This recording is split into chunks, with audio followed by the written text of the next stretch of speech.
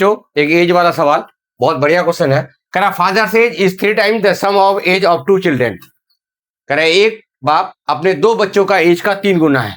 After 5 years his age will be twice the sum of the age of 2 children, find the age of father. Only father का पूछा है, बच्चों का पूछा ही नहीं, क्योंकि बच्चों का निकाल ही नहीं पाएंगे। वो जो 2 बच्चे हैं उनमें हमें ये नहीं पता कि कितने साल का गैप है, 1 साल का, 2 साल का, जुड़वा है क्या है, कुछ नहीं पता। दोनों का एज दे रखा है इकट्ठा। तो इसमें तो बहुत अच्छा सवाल है बेटा। देखो, लेट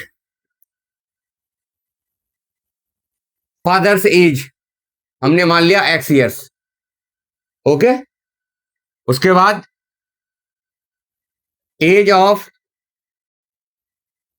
2 चिल्ड्रेन, दोनों को इकट्ठा y years मान लिए।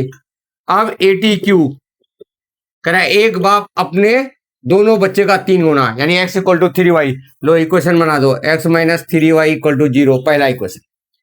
अब वो बोल रहा है कि आफ्टर 5 years, तो देखो x प्लस 5 और y प्लस 5 प्लस 5। अब यहां देखो, मैं यहां 2 बार 5 क्यों जोड़ा?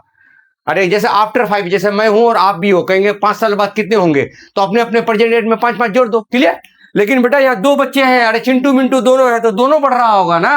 तो यही गलती होगा बच्चों से कि आफ्टर 5 years या 5 year एगो, तो बेटा यही गलती होगा। ये जो चिंटू मिंटू है ना, यही गलती हो जाएगा आपका इक्वेशन। ये बनेगा equation x plus 5 equal to 2y plus 20।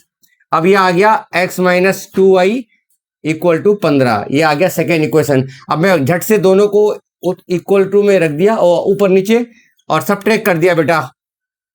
Minus plus minus, x cut गया, y इक्वल टू 15 आ गया, यानी दोनों बच्चों का एज। तो बाप का एज कितना हो गया बेटा, कहीं भी डाल दो पहली इक्वेशन में। तो इसलिए x minus 3y equal to 0 था, x माइनस 3 इंटू 15, तो x बराबर 45।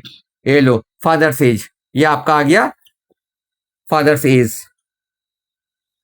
Equal to 45 years। ये लो आंसर। तो बहुत ही बेहतरीन क्वेश्चन है। यहाँ मैक्सिमम बच्चों से गलती होगा ना, मेरा इस लाइन पे गलती होगा। तो ऐसे बेटा एक बार पेपर में 5 बच्चों का आ जाएगा। भाई 5 बच्चे ठीक तो है, ज्यादा थोड़ी होते हैं। तो बेटा आफ्टर 5 years, तो यानी बाप की तरफ एक 5 जोड़ेंगे तो उधर 25 जोड़ेंगे बेटा। सब ये चिंटू मिंटू नन्ना सब, मोहन जोहन सब बढ़ रहा होगा ना। तो ये बहुत धांसू क्वेश्चन है, मैक्सिमम बच्चों से यही गलती होगा, ठीक है।